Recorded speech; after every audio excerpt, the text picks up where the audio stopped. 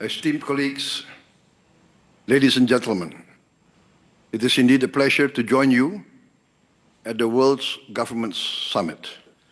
I wish I could be there in person, but my schedule made that impossible.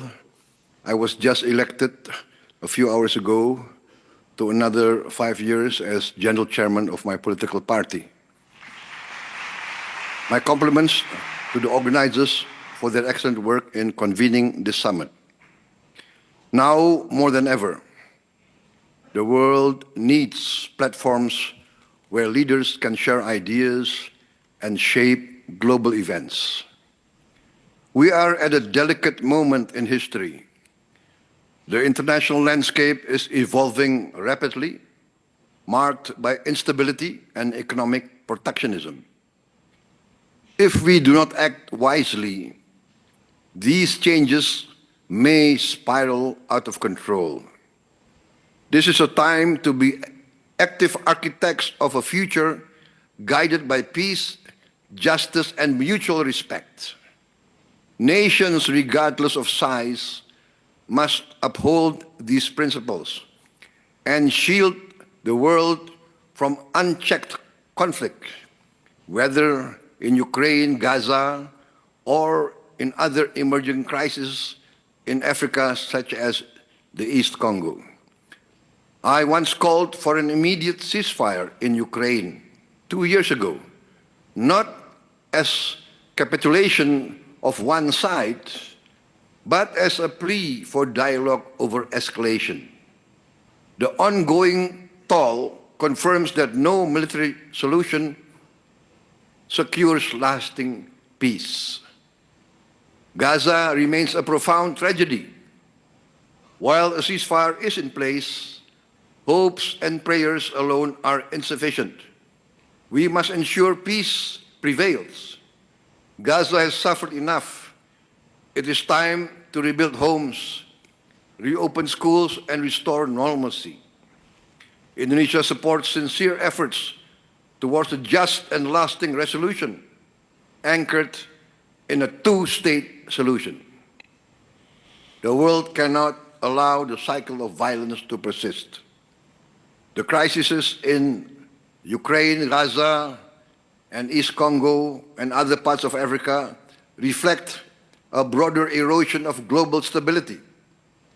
Indonesia understands rhetoric alone is insufficient to confront these challenges.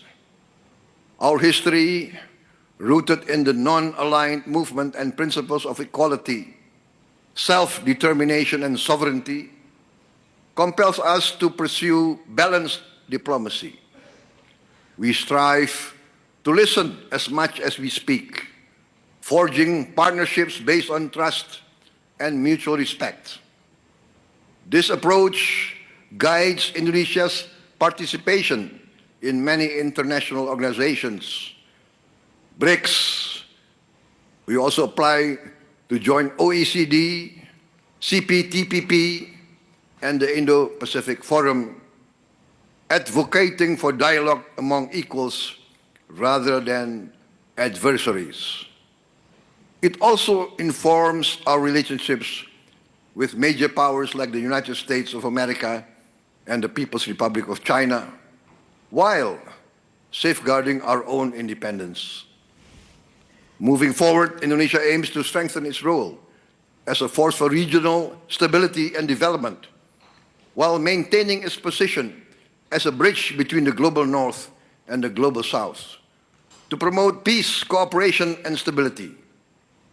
But of course, we know that to be an effective actor on the global stage, we must keep our own house in order.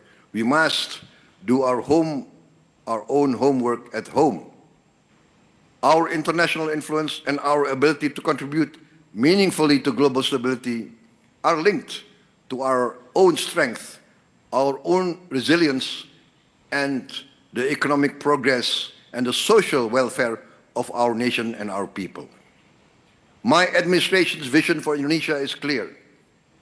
We want to build a modern, developed nation powered by its greatest asset, its people, and our vast natural resources. Indonesia's potential is reflected in our diversity and vast geography. Our archipelago, comprising 17,000 islands and covering nearly 2 million square kilometers, is home to more than 282 million people. A vibrant mosaic of cultures and traditions. Yet, this diversity presents challenges, ensuring that every citizen has the opportunity to thrive. Our mission is to create an environment where every Indonesian citizen can access quality education, healthcare, and economic opportunities. One of our key achievements in the first 100 days of my administration has been the establishment of a fully functioning government based on talent and meritocracy. Many skilled Indonesians who had built their careers abroad are returning to serve our nation.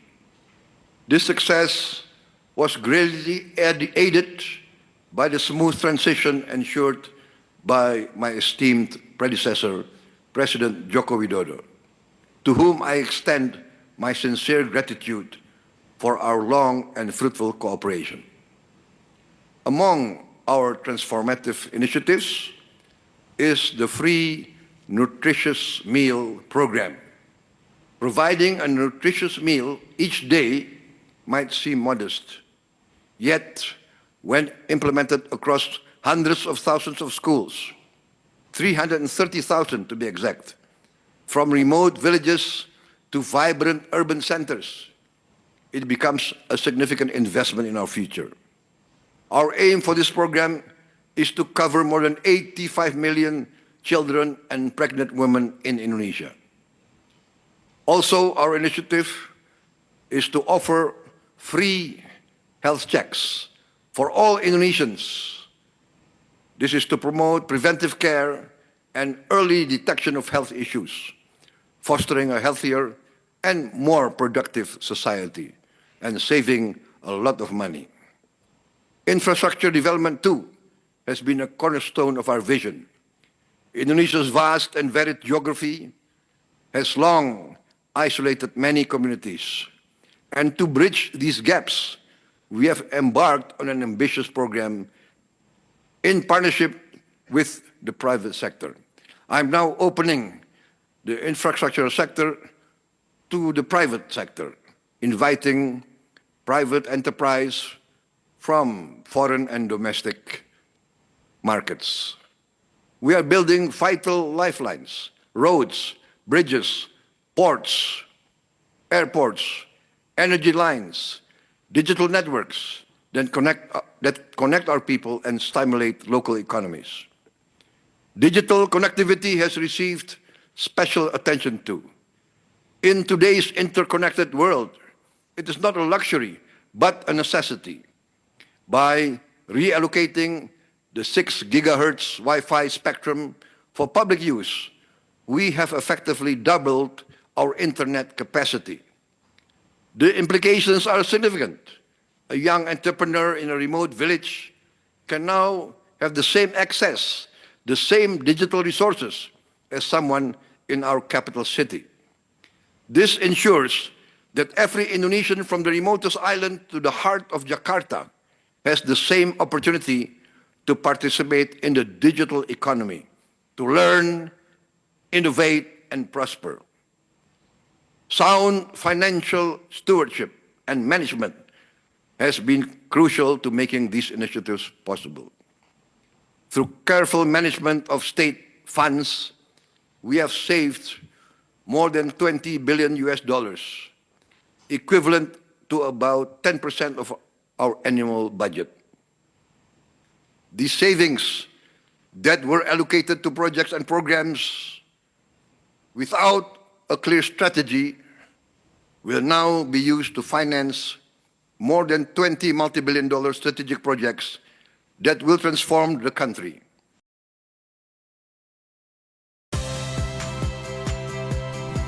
Saya Audrey Chandra, saksikan program-program Kompas TV melalui siaran digital, pay TV, dan media streaming lainnya.